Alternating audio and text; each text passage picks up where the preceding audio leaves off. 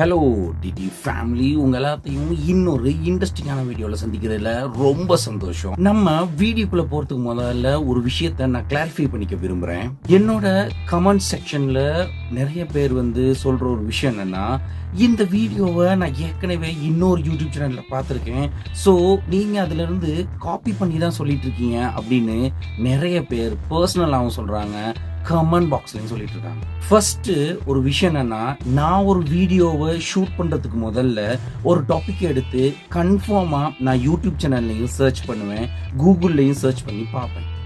ஏன்னு சொன்னா அப்பதான் ஒரு பேசிக்கான ஐடியா நமக்கு கிடைக்கும். அந்த காரணத்துக்காக தான் நான் அதை சர்ச் பண்ணி பார்ப்பேன். இன்கேஸ் நான் ஒரு வீடியோ போடுறேன் அப்படின்னு சொன்னா, ஃபார் எக்ஸாம்பிள் நான் ஏற்கனவே போட்ட மாதிரி டிபி கூப்பர் வீடியோவா இருக்கலாம், இல்லைன்னா நீங்க தவிர்க்க வேண்டிய 10 விஷயங்களா இருக்கலாம். இந்த மாதிரி விஷயங்களை நான் சர்ச் பண்ணி பார்க்கும்போது புக்கா ரெஃபர் பண்ணலாம், கூகுள் ரெஃபர் பண்ணலாம், யூடியூப் சேனல் கூட நான் ரெஃபர் பண்ணி தான் போடுவேன். ஸோ நான் போடுறது ஒரு நியூஸ், மேபி அது ஒரு ஃபேக்ட், அதனால அது நிறைய சேனல்ல வந்துக்கிறதுக்கு நிறையவே வாய்ப்பு இருக்கு.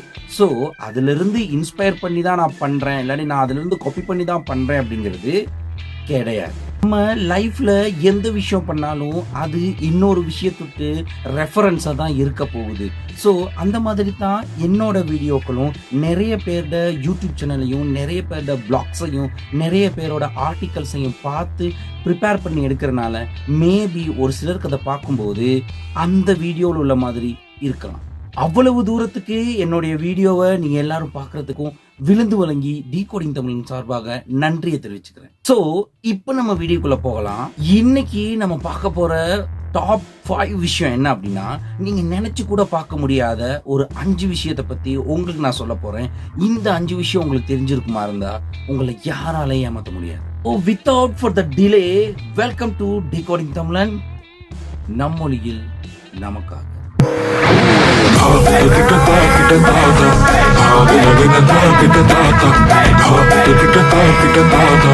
நம்ம எல்லாத்துக்குமே காஃபி அப்படிங்கிறது ரொம்ப ஃபேவரட்டான ஒரு விஷயமா இருந்துட்டு இருக்கு. உங்களுக்கு காஃபி குடிக்கிறது ரொம்ப பிடிக்கும்னு சொன்னா கமெண்ட் பண்ணுங்க. காஃபி பிளான்ட்ஸ் உங்களுக்கு வளர்க்கறது ரொம்ப பிடிக்கும் அப்படின்னு சொன்னா லைக் பண்ணுங்க. ஒரு கப் ஆஃப் காஃபி இங்க உருவாக்குறதுக்கு கிட்டத்தட்ட 140 லிட்டர் தண்ணி தேவைப்படுதான். அதாவது ஒரு பிளான்ட்டை நம்ம ப்ரீட் பண்ணி அதை வளர்த்தெடுத்து அதுக்கப்புறம் அதை காய வச்சு அதுல இருந்து கப் ஆஃப் காஃபிக்கு தேவையான சீட்ஸை கிரைண்ட் பண்ணி நீங்க எடுக்கிற பவுடருக்கு 140 லிட்டர் தண்ணி தேவைப்படுது. நம்ம எல்லாருக்கும் பட்டர்ஃப்ளைங்கிறது எவ்வளவு பியூட்டிஃபுல்லான ஒரு இன்செக்ட்னு ரொம்பவே நல்லா தெரியும். நம்ம எல்லாரும் யோசிச்சுட்டு இருப்போம், அதோட தும்பிக்கை மாதிரி ஒரு பாட்டு இருக்குல்ல, விச் மீன்ஸ் ஷக்கர், அதை யூஸ் பண்ணி தான் பூக்கள்ல இருக்கிற டேஸ்டான அந்த தேனை உறிஞ்சிட்டு இருக்குதுன்னு நம்ம யோசிச்சுட்டு இருக்கோம். ஆனா அதுதான் கிடையாது. வண்ணத்து பூச்சிகளால அதுகளுடைய கால்களை வச்சு கூட டேஸ்ட்டை உணர முடியும். இது எதுக்காக இந்த ஸ்பெஷல் அடாப்டேஷன் சொன்னா, ரொம்ப ஆபத்தான டாக்ஸிக்கான சப்ஸ்டன்ஸ்ல அது போயிட்டு உட்காரும் போது அது விட்டு உறிஞ்சிகளை வச்சு அது தேனை உறிஞ்சும் போது மேபி அதுக்கு டாக்ஸிக் ஆகி அது இறந்து போறதுக்கு நிறைய வாய்ப்பு இருக்கு. ஸோ கால்கள்ல இருக்கிற அந்த சென்ஸை வச்சு இது டாக்ஸிக்கா இல்ல நல்லதான்னு தெரிஞ்சுக்கிறதுக்கு ரொம்பவே ஹெல்ப்ஃபுல்லா இருக்கு. நம்ம எல்லாருமே நத்தைய பத்தி நிறைய விஷயம் கேள்விப்பட்டிருப்போம். ஆனா இப்ப நான் சொல்ல போறது மேபி உங்களுக்கு தெரியவே தெரியாது. நத்தை ரொம்ப சின்ன உயிரினம், ஆனா அதனுடைய வாய் அதை விட சின்னதா தான் இருக்கும். ஆனா அந்த வாயுளுக்கு கிட்டத்தட்ட 25,000 பற்கள் இருக்கு. நம்ம எல்லாத்துக்குமே பறக்க கூடியதெல்லாம் பறவைன்னு பேர் வச்சிருக்காங்கன்னு நீங்க நினைச்சுக்கிட்டு இருக்கீங்க. அக்கார்டிங் டு பயாலஜி அப்படி கிடையாது.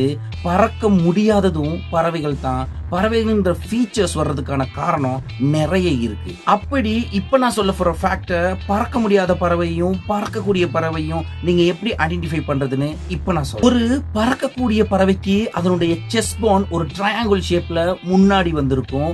ஆனா பறக்க முடியாத பறவைகளுக்கு அந்த மாதிரி ஒரு ஸ்ட்ரக்சர் வந்திருக்காது. பிகாஸ் ஒரு பறக்கும் போது ஒரு ஏரோடைனமிக் ஸ்ட்ரக்சரை கிரியேட் பண்ணும் அப்படிங்கிறதுக்காக தான் அந்த செஸ்ட் போன் முன்னாடி வந்திருக்கு.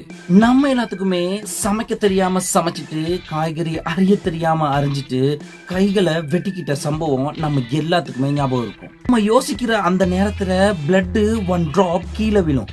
அப்படி 1 மில்லிமீட்டர் கியூப் ஆஃப் பிளட்ல எத்தனை அணுக்கள் இருக்குன்னு உங்களுக்கு தெரியுமா?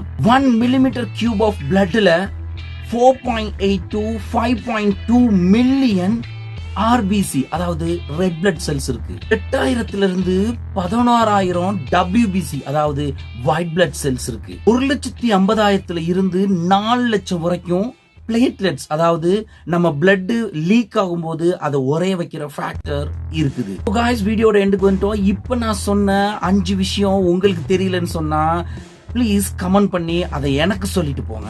இன்னைக்கு நீங்க ஒரு புது விஷயம் தெரிஞ்சுக்கிட்டீங்கன்னா support to Decoding Tamlan, always forever DT fam. இதே மாதிரி இன்னொரு இன்ட்ரெஸ்டிங்கான வீடியோல உங்களை நான் சந்திக்கும் வரை until then bye bye.